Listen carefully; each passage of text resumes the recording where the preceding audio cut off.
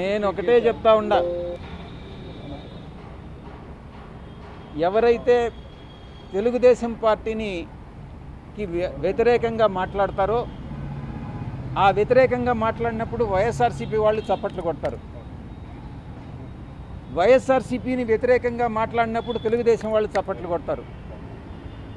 నాకు ఏ చప్పట్లు వద్దు.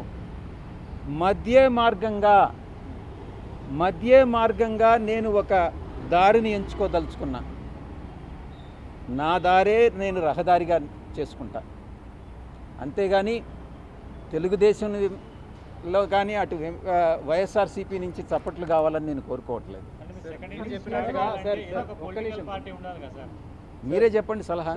మీరు చెప్పినట్టుగా వైఎస్ఆర్సీపీ రాజకీయ ప్రణాళిక సరిగ్గా లేదు, ఇలానే ఉంటే రాజకీయంలోకి మళ్ళీ వచ్చే అవకాశం లేదని చెప్పేసి, అంటే గెలుపులోకి వచ్చే అవకాశం లేదంటారు. మరి కూటమి ప్రభుత్వం ప్రజెంట్ టీడీపీ ప్రభుత్వం అధ్వానంగా ఉంది అంటున్నారు. మరి నెక్స్ట్ ఎవరు వచ్చే అవకాశం ఉందని మీరు అనుకుంటున్నారు?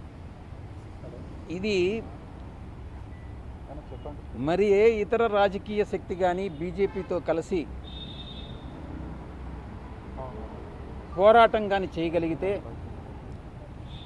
నరేంద్ర మోడీ గారు ఈరోజు ప్రపంచంలోనే ఒక మంచి ఉత్తమ ప్రధానిగా అటు దేశీయంగా కానీ అంతర్జాతీయంగా కానీ ప్రతి ఒక్క విషయంలో కూడా ఆయన చాలా చాలా చాలా సమర్థవంతంగా ఆయన హ్యాండిల్ చేస్తూ ఉన్నారు.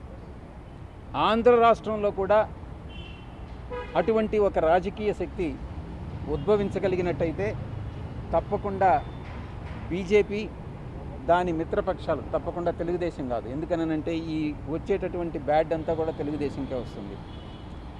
అవకాశం ఉంది అని నేను భావిస్తా ఉన్నా వ్యక్తిగతంగా. అవకాశం ఉంది అని అంటే రేపు రాజకీయ మీ రంగప్రవేశం దాంట్లో జరిగే అవకాశం ఉంది. మీరు ఇన్ఫరెన్స్ డ్రా చేసుకుంటే నేనేం చేయగలను? నేను ఈ మాట చెప్తా ఉంటే ఆ మహాతల్లి నవ్వుతా ఉంది. ఏమ్మా మోడీని నవ్వుతా ఉండవు, నేను చూస్తా ఉంటా. ప్రధాని మోడీని ఆయన అభినందిస్తూ మాట్లాడుతున్నా, పొగుడుతూ మాట్లాడుతున్నా, అంటే మంచి ప్రధాని అని చెప్పేసి కూడా పాజిటివ్గా మాట్లాడుతున్నారు. నేనే కాదు దేశంలో చాలా మెజారిటీ ప్రజలందరూ కూడా ప్రధాని మోడీ గారిని అభినందిస్తూ ఉన్నారు. ఆహ్వానిస్తే వెళ్తారా దాన్ని? ఇప్పుడు ఏదో ఊహించుకోవడం ఎందుకు? ఒక హైపోథెటికల్గా ఏదైనా వచ్చినప్పుడు చూద్దాం. చంద్రబాబు గారు మీరు అనుకున్నట్టుగా జగన్మోహన్ రెడ్డి గారు ఆహ్వానిస్తారా, చంద్రబాబు గారు ఆహ్వానిస్తారా, పవన్ కళ్యాణ్ గారు ఆహ్వానిస్తారా, లేకుంటే బీజేపీ ఆహ్వానిస్తుందా, లేకుంటే కాంగ్రెస్ పార్టీ ఆహ్వానిస్తుందా, లేకుంటే కమ్యూనిస్టులు ఆహ్వానిస్తారా? వెయిట్ చేసి చూద్దాం. తొందర ఎందుకు?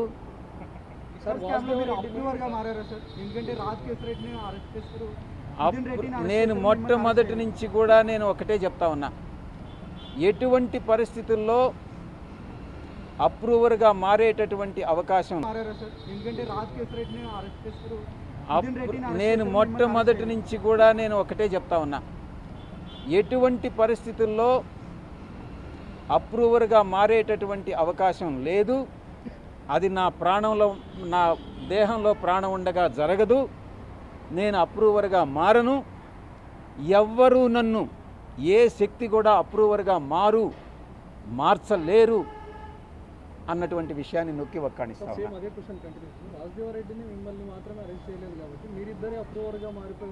44 మంది అక్యూజ్డ్లో ఎంతమంది అరెస్ట్ అయ్యారు? 15 మంది.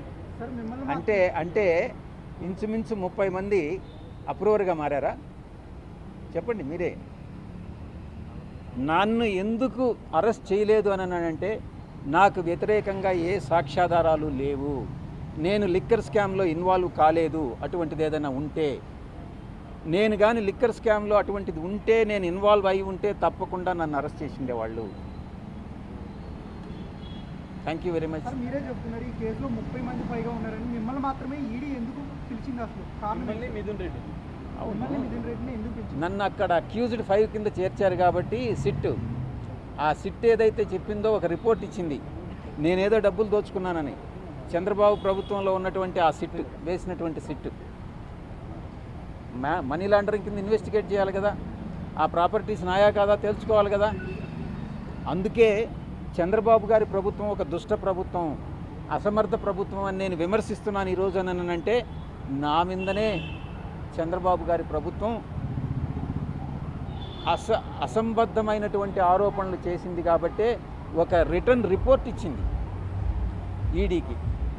నేనేదో విశాఖపట్నంలో ఆస్తులు దోచుకున్నానని నేను ఛాలెంజ్ చేస్తూ ఉన్నా, సిట్ని ఛాలెంజ్ చేస్తూ ఉన్నా. ఈరోజు ప్రూవ్ చేయండి ఆ ఆస్తులు నావే, ఆస్తులకి సోర్స్ ఎక్కడి నుంచి వచ్చింది, నావని కానీ ప్రూవ్ చేస్తే నేను మీరు ఏం చేయమంటే అది చేస్తానని నేను ఈ యొక్క పత్రికాముఖంగా నేను వెల్లడిస్తూ ఉన్నా.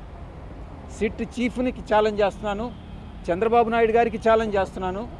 మీరు ఏం చేసుకుంటారో మీరు చేసుకోండి, మీరు ప్రూవ్ చేయండి. మీరు అంతర్జాతీయ కోర్టులోనైనా వేసుకోండి, మీరు ప్రూవ్ చేయండి నేను దీనిలో తప్పు చేశానని. సార్ మీ రాజకీయ రంగ ప్రవేశం 2 తెలుగు రాష్ట్రాల్లో ఉండబోతుందా? ఓన్లీ ఏపీలో? మీరు తినబోతా రుచి అడగడం ఎందుకు? కొద్దిగా వెయిట్ చేయండి, మీకే తెలుస్తుంది కదా. మీరు వెయిట్ చేయండి కొంచెం. దేనికైనా కూడా సహనం, ఓర్పు అనేటటువంటిది అవసరం. పోరాటం ఎవరిపై ఉండబోతుంది? కూటమి పైన లేదంటే ఇప్పుడు జగన్ పైన? నేను ఒకటే చెప్తున్నా, కాంగ్రెస్ పార్టీ చేసినటువంటి తప్పు అదే. ఎప్పుడైనా ప్రతిపక్షంలో ఉన్నప్పుడు అధికార పక్షాన్ని విమర్శించాలి, అంతేగాని ఒక ప్రతిపక్షం ఇంకొక ప్రతిపక్షాన్ని విమర్శిస్తే ఆ యొక్క విమర్శకి అర్థం ఉండదు. ఈరోజు ఆంధ్ర రాష్ట్రంలో అధికార పక్షం, ప్రతిపక్షం అన్నటువంటిది చాలామంది చెప్తా ఉన్నారు. సమర్థవంతంగా ప్రతిపక్షం అన్నటువంటిది ప్రభుత్వాన్ని నిలదీయలేకుండా ఉంది అన్నటువంటి విషయం. కాబట్టి నేను ఈరోజు పత్రికాముఖంగానే విమర్శిస్తున్నాను చంద్రబాబు నాయుడు గారిని, వ్యక్తిగతంగా విమర్శించట్లే. ప్రభుత్వం అసమర్థ ప్రభుత్వం, కక్షపూరితమైనటువంటి ప్రభుత్వం, కులతత్వాన్ని పెంచి పోషిస్తున్నటువంటి ప్రభుత్వం అని పదే నేను నొక్కి వక్కాణిస్తూ ఉన్నా. సార్ ఫైనల్గా మొన్న చేసిన ట్వీట్ ఎవరిని టార్గెట్గా చేస్తుంది? ఈ ట్వీట్ ఎవరిని ఉద్దేశించి చేసింది కాదు. ప్రతి రాజకీయ పార్టీకి, ప్రతి రాజకీయ నాయకుడికి ఈ యొక్క ట్వీట్ అప్లై అవుతుంది. అది తెలుగుదేశం కావచ్చు, ఎందుకనంటే బీజేపీలో వంశపారంపర్య తత్వం లేదు, ఆనవాయితీ లేదు. కాంగ్రెస్లో ఉంది, తెలుగుదేశంలో ఉంది, వైఎస్ఆర్సీపీలో ఉంది, కమ్యూనిస్టుల్లో లేదు.